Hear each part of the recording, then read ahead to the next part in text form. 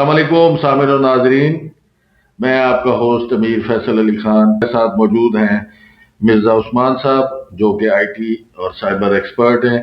इनसे पूछते हैं कि जो आजकल मुल्क में डिजिटल करेंसी के हवाले से, डिजिटल वॉलेट्स के हवाले से जो स्कैम्स हो रहे हैं और जो जो भी वायरल ऑनलाइन गेमिंग्स हैं उनके हवाले से जो स्कैम्स हो रहे हैं, लोग इनलीगल एक्टिविटीज में जा रहे हैं, तो उस हवाले से इनसे थोड़ी सी सादा अल्फाज में रहनुमाई लेंगे।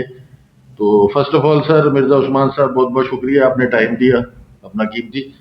सर, सबसे पहले तो हमें सादा अल्फाज में ये बताएं कि व्हाट इज डिजिटल करेंसी, क्या चीज़ है डिजिटल करेंसी? बहुत शुक्रिया फैसल साहब। ये एक रियली आज के दौर में, इस टाइम में लोगों को समझने का एक बहुत ज़रूरी चीज़ है और अच्छा मौजू का आपने इंतखाब किया है। डिजिटल करेंसी जो है ना, एक इलेक्ट्रॉनिकली जो मौजूद हो पर उसका फिजिकली किसी किस्म की वो एग्जिस्ट ना करती हो, मतलब कि उसका या सिक्का या पेपर की सूरत में आपकी जेब में मौजूद ना हो, पर वो आपके कंप्यूटर के अंदर जो है ना वो शो हो रही हो, तो इसको हम लोग डिजिटल करेंसी जो है वो कहते होते हैं। इसकी बहुत बड़ी मिसाल जो है, आप लोगों ने सबने सुना होगा कि बिटकॉइन जो है ना वो इसी की सबसे बड़ी एक मिसाल है डिजिटल करेंसी की। तो उसके अलावा सर, एक इसमें एक इस्तेलाह इस्तेमाल होती है डिजिटल वॉलेट, वो क्या चीज़ होती है सर? सर बिल्कुल इस तरह ही है जैसे कि हम आम अपने इस्तेमाल के जो पैसे हैं वो अपनी जेब के अंदर अपने पर्स में रख लेते हैं, वॉलेट में।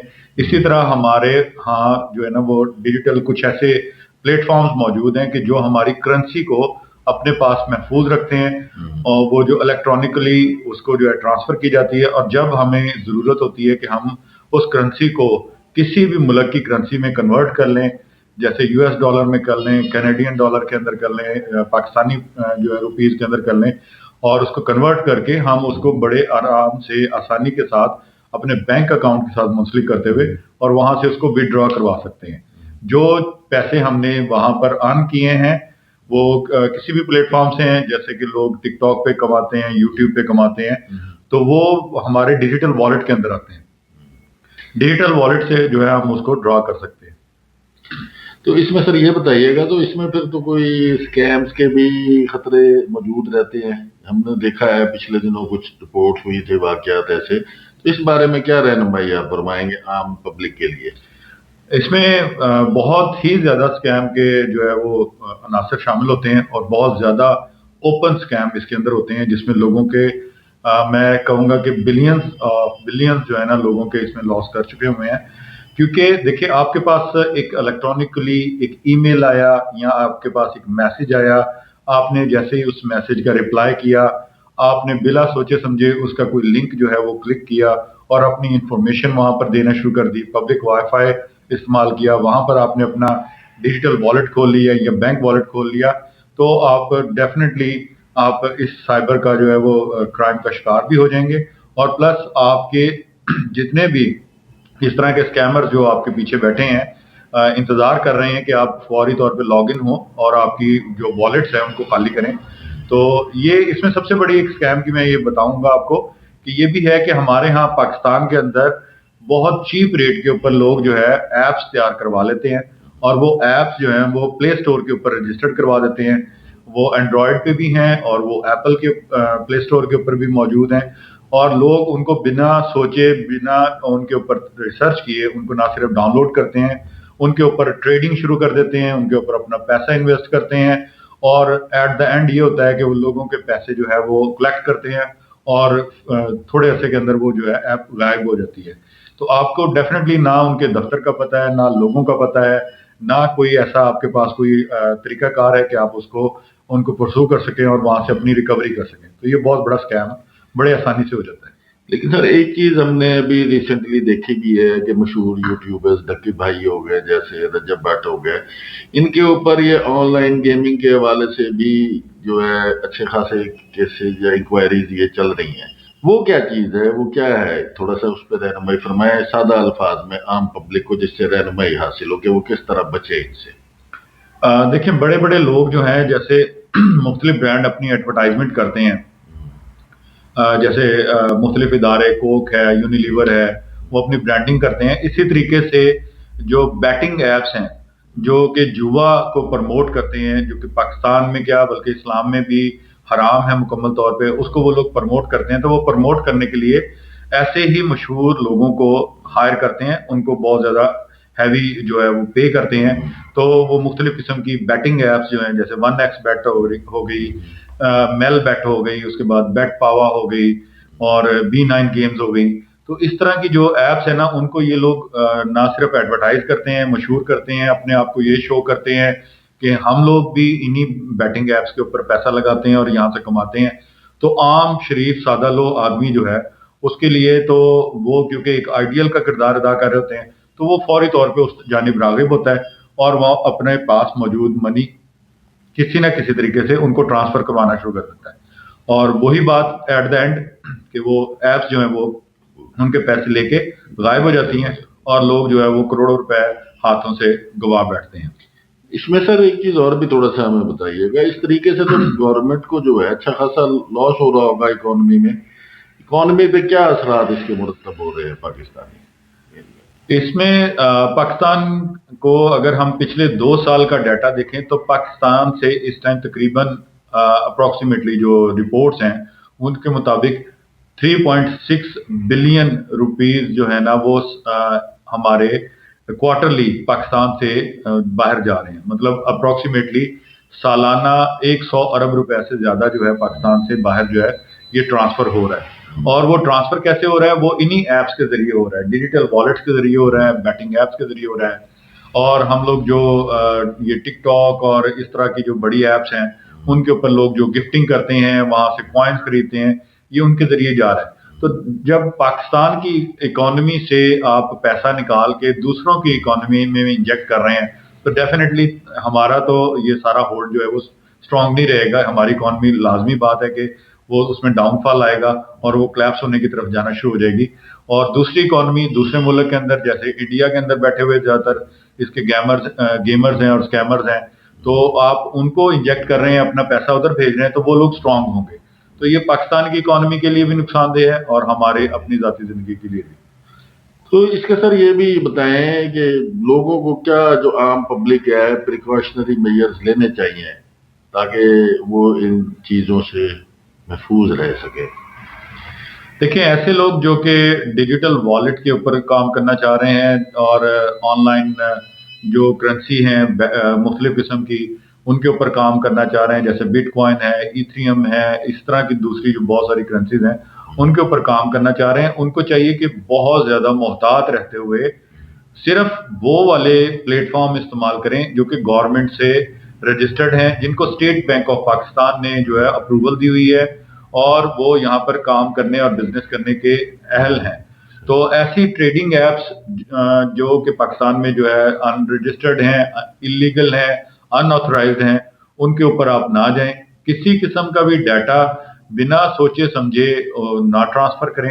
اور اگر آپ کو کوئی ایسی کوئی کال آتی ہے، کوئی بندہ آپ سے آپ کا جو ہے وہ بینک کی ڈیٹیل وغیرہ پوچھتا ہے کچھ بھی، تو فوری طور پہ آپ اس کا جواب نہ دیں. آپ تھوڑا رکیں، انتظار کریں اور پھر اس کے بعد سوچیں سمجھیں کہ یہ کال جو ہے وہ جینون ہے یا فراڈ ہے.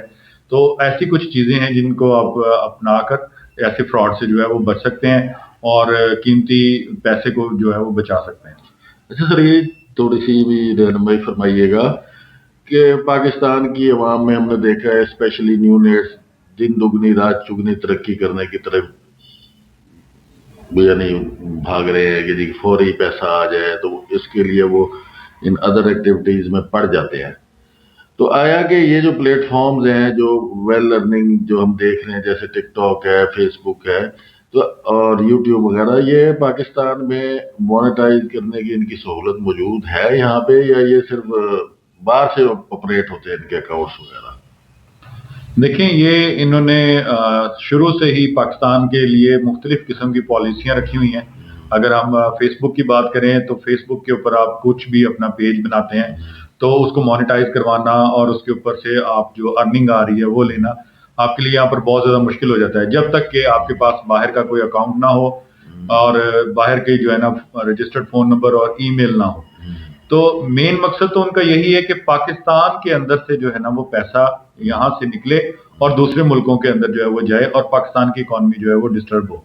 اگر حکومتی ادارے اس چیز کے اوپر توجہ دیں اور ان کو پابند کریں کہ آپ پاکستان کے اندر اپنی مانیٹائزیشن کا جو ہے وہ سیٹ اپ اس کو چینج کریں گے، رولز کو چینج کریں گے، تو یہ ایک بہت اچھا اور بڑا ہی بہترین پلیٹ فارم ہے، کیونکہ بہت بہت بڑے لوگ اس پہ سے ارننگ کر رہے ہیں. پر ایسا کانٹینٹ بنائے کہ جس سے کسی قسم کی بھی مذہبی منافقت نہ ہو، کوئی ملکی قومی سلامتی کے خلاف وہ خطرہ نہ ہو، اداروں کے خلاف نہ ہو. صاف ستھرا کانٹینٹ بنائیں اور کوشش کریں کہ بالکل بہترین طریقے سے اور معلومات بھرا ہو. تو یہ ایک اچھا پلیٹ فارم ہے، اچھی ارننگ ہے. پر لڑکوں کو بھی کانٹینٹ بنانے کے ساتھ ساتھ میں اگر کچھ آن لائن پے کر رہے ہیں تو اس چیز پہ بھی خیال کرنا چاہیے کہ ہم جو پے کر رہے ہیں جو وہ کس کو جا رہا ہے، ہمارے وہ جو پیسے ہیں وہ کس ایپ کو جا رہے ہیں. کہیں ان کے ساتھ کوئی ایسا اسکیم تو نہیں ہو گیا یا ہونے جا رہا کہ وہ کچھ عرصے کے اندر تو کچھ ٹائم تو ان کو پیسے ملیں اور اس کے بعد میں وہ لوگ جو ہے مکمل طور پہ ڈسیبل ہو کے بیٹھ جائیں اور ان کے پاس کچھ بھی نہ بچے پیسوں میں.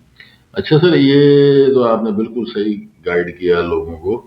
اچھا، یہ اس میں گورنمنٹ کے کون کون سے ادارے ہیں جو اس طرح کے اسکیمز جو ہے نا لک آفٹر کرتے ہیں؟ ان کی کیا کیا ڈومینز ہیں، کہاں کہاں پہ آفیسز ہیں، اور وہ کیا رہنمائی لوگوں کو کبھی ہم نے تو نظر میں نہیں آئی گزری ہمارے کہ کوئی انہوں نے مہم چلائی ہوئی ہو لوگوں کو پبلک اویئرنیس کے حوالے سے؟ تو اس بارے میں آپ کیا کہیں گے؟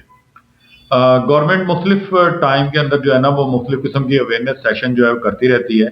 خاص طور پہ آپ دیکھیں آپ کے پاس موبائل پہ اکثر الرٹس آتے رہتے ہیں، میسیجز آتے رہتے ہیں. ان میسیجز کو سوچیں سمجھیں کیونکہ وہ آپ کی رہنمائی کے لیے ہے. تو گورنمنٹ کے جو ادارے ہیں جس میں فیڈرل کے بھی ادارے شامل ہیں، جس میں صوبائی ادارے بھی شامل ہیں، اس میں خاص طور پہ ہم ذکر کرنا چاہیں گے کہ FIA کے اندر سائبر کرائم ونگ، جس کو اب NCCIA کہا جاتا ہے، national cyber crime investigation agency جو ہے وہ اس کے اوپر بہت زیادہ فعال ہے. پہلے بھی انہوں نے ایسے بہت سارے لوگوں کے خلاف کارروائی کی. اب بھی یہ جو بڑے بڑے یوٹیوبرز اور ایسے لوگ جو اسکیمز کر رہے ہیں، جو بیٹنگ ایپس کو پروموٹ کر رہے ہیں، ان کے خلاف کارروائیاں ہو رہی ہیں، اور جو لوگ آن لائن اسکیم کر رہے ہیں ان کے خلاف کارروائیاں ہو رہی ہیں. مین مسئلہ یہ ہے کہ ہمارے ہاں جو لوگ ہیں وہ صحیح طریقے سے ان ہدایات کو فالو نہیں کرتے.